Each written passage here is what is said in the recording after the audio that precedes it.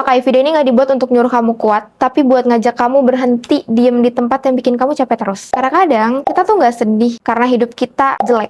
Tapi karena kita tahu, kita bisa lebih dari ini, hidup kita bisa lebih dari ini, hidup kita bisa lebih baik, kita cuma nggak tahu kita harus mulai dari mana. We have no clue. Karena memang tutorial hidup tuh nggak ada ya, selain apa yang kita pelajari dari orang tua kita, atau kita melihat bagaimana orang-orang sekitar kita survive, dan lain-lain, atau cara mereka figuring things out.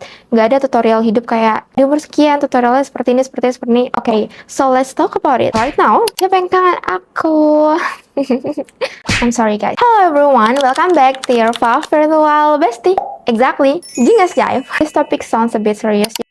Oke, first, mungkin terdengar menyebalkan ketika kamu masih ada di fase ini. Emang bisa ya aku keluar dari ini? Emang bisa ya aku ngelewatin ini? Emang bisa ya aku jadi orang yang positif, orang yang ceria, dan lain-lain? Bisa. Kenapa aku mengerti? Karena aku lihat diri aku yang dulu. Aku merasa gak bisa. Aku tuh emang orangnya blue aja gitu, kayak gloomy aja bawaan setiap hari. Karena ya memang I'm that person. Aku merasa aku udah kayak gitu.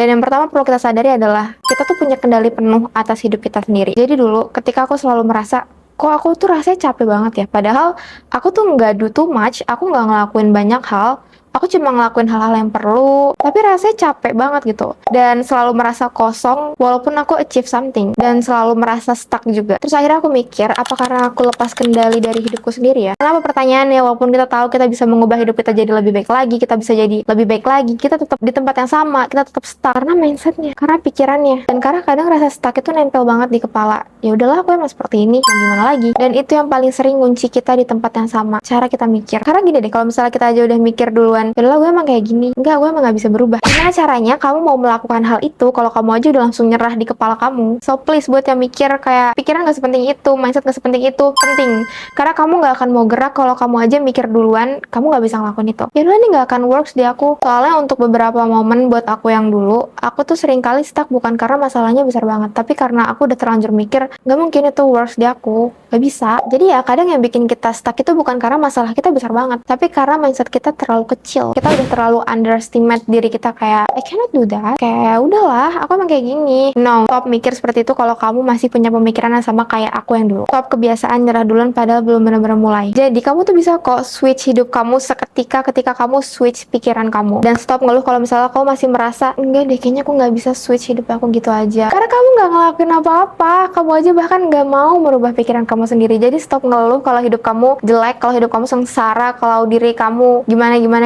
kalau kamu aja nggak gerak, oke?